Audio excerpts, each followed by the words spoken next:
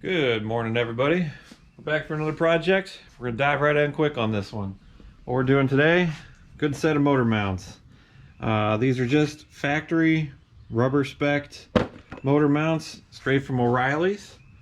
So a lot of people have asked me, why am I buying just OEM spec, cheap parts or whatever.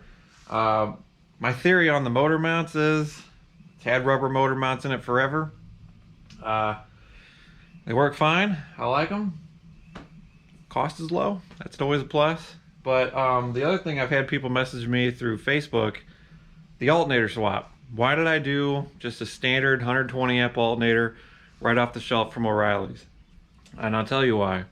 I've seen a lot of people that go out and they'll buy like a $300-400 alternator that puts out 6 million amps, but it takes them a couple weeks to get it shipped to them. So my theory on that is, if I'm 1,000 miles from home, 50 miles off trail, and the alternator craps out on me, there's a good chance that if I can get it back into some kind of small town, there's probably going to be an Oreilly's around. And I can just walk in, set the alternator down, walk out with a brand new one because they have a lifetime warranty. If you order, this super high output alternator online and it takes you a couple weeks to get it, well, what are you going to do if you're out on a trail and it breaks? You're kind of stuck until you can get home and have them ship you a new one. So that's my reasoning on a lot of these things, is if it's got a lifetime warranty on it, I'm going to do it because I'm probably going to be in a town that's probably got a parts store nearby and I can just throw a new part on there through the warranty. With the motor mounts, yeah, you could go solid mount, you could go something fancy, but these, got them from Oreilly's, perfectly priced. They're gonna work fine. If they break, we throw another one in there. So they are the same. The part number for them is right there if you want to get your own, but they are the same. They just have the stud on the bottom and the bolt on the other, so you just put it in one way or the other.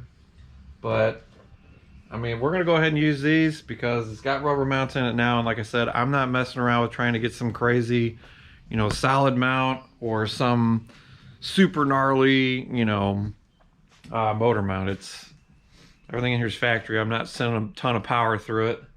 I got the frame stiffeners on it, so that should stop a lot of the tweaking going on in the unibody. But anyway, that's enough rambling for now. We're getting these things in here.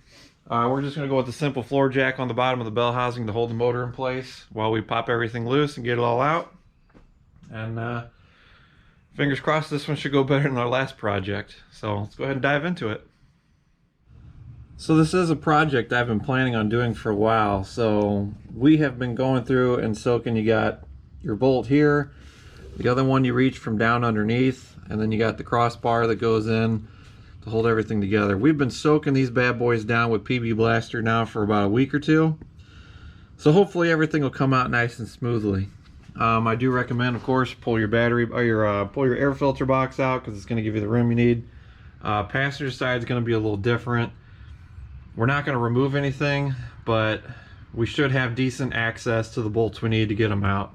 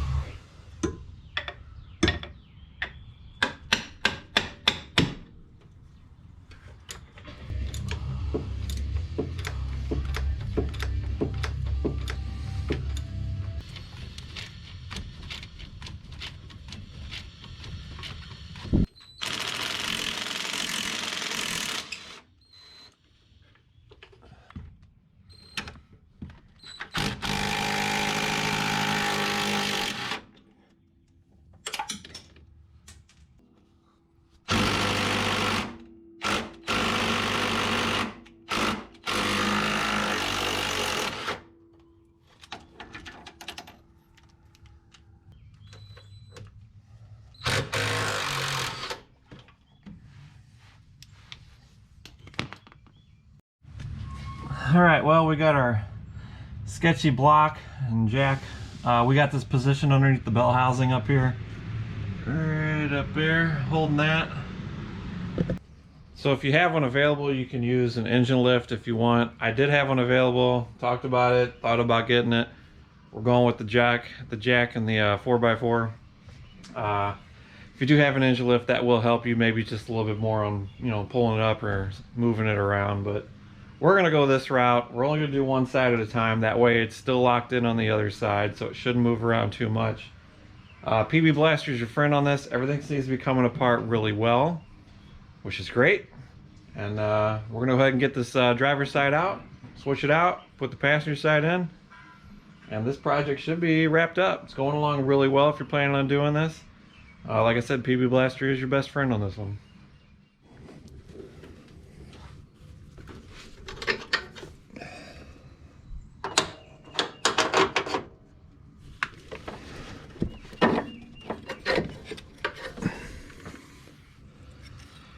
So, holy cow. Yeah, you can see this one here definitely let go.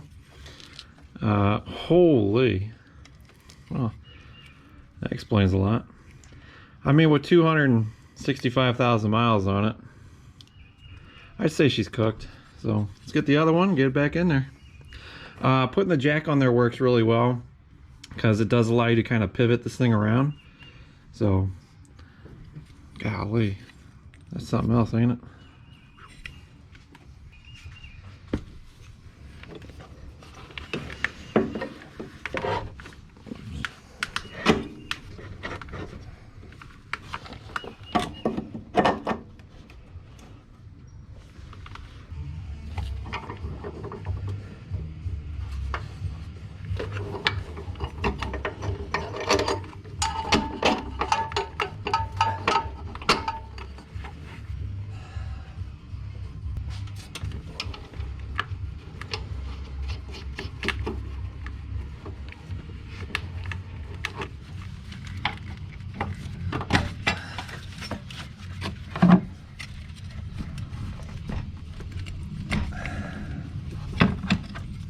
Alright, this one here, not so bad.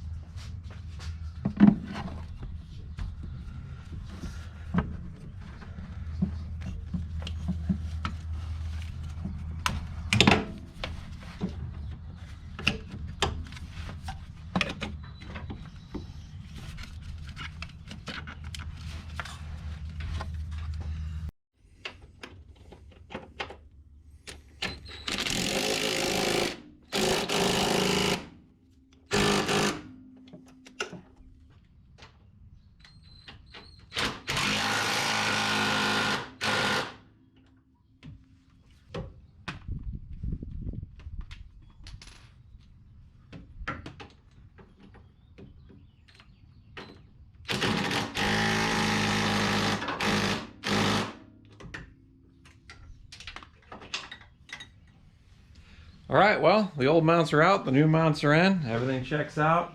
As far as this project goes, not terrible. The only problem I had with it really was kind of wiggling the motor around to make sure I can get the pins through easily. A spud wrench helps to kind of line everything up, or a small screwdriver if you got one. But yeah, not bad. One person can do it. If you have two, it'd be a little more helpful. Like I said, you do kind of have to shimmy the engine back and forth to get the main bolts that slide through the mount back in. So if you're doing this at home, can be done, no problem. Only took me about an hour and a half maybe to do these, and I was kind of taking my time on it, just making sure everything's nice and clean. But as far as that goes, it really did need to be done because I had no idea that one mount was so bad. I knew they were old, but you never know till you dive in there. So again, I got these mounts through Oreilly's, fairly cheap. They are the same part number for each side. You just reverse them around to get them to fit in there. So if you're looking at doing it, head over to Oreilly's. I'm not sponsored by them, just saying. That's where I get my stuff. You can go to AutoZone or whatever, Pet Boys, whatever you got around you. So, but other than that, I'm happy. One more thing checked off the list. Guys, we're getting so close to getting this thing back together, out on the road, doing some trips. I can't wait. The weather outside is absolutely beautiful.